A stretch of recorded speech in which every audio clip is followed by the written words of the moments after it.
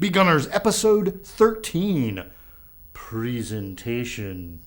So we've talked about our grip, we've talked about framing, we've talked about our stance. Presentation is how we're going to get into all of those, all right? So we are presenting the gun out, also known as punching out. And that is the key term here. So two terms that I want you to learn if you're brand new to all of this, and two terms I want you to avoid. So let's start with the terms we want to embrace. And that is going to be position Sul, which will look like this. I like to marry these thumbs because they're going to end up coming together, but you don't necessarily have to.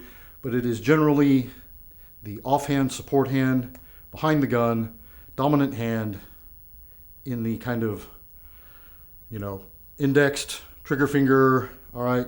So we're being good and safe. And you want to angle at about 45 degrees-ish away from your own feet so you're not muzzling yourself. And generally, otherwise, straight down. In close to the body. This is where you will have the strongest ability to retain the gun if someone tries to take it away from you. All right? So this is position Sul. Sul is south in Portuguese. That's where this comes from. So Sul. And then if we turn it upright, we are now in compressed ready. So low ready is generally something like this. This being compressed ready. And you can fire a gun, revolver or semi-auto, from this position. Your accuracy may vary, but if it's extremely close distance, it can be done, and that is key here.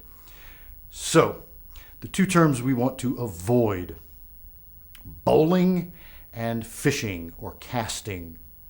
So bowling will look something like this, whether you've drawn from back here, or you've picked the gun up. It's bringing the gun up in a long sweeping motion this way. Looks like a big arch like that. Fishing is kind of the inverse of that. You have somehow gotten yourself in this position and then you're coming out like that to get on target. All right? Both of those allow an opponent, an attacker, a lot of opportunity to get hands on your firearm and disable it. So if you're coming up this, if you're giving somebody this, they can get at it. If they're closing distance and coming in at you, they can get at it like this and get it away from you. If you're bringing it out like this, same thing. If they're coming at you, they're going to be able to get it from here and take it away from you.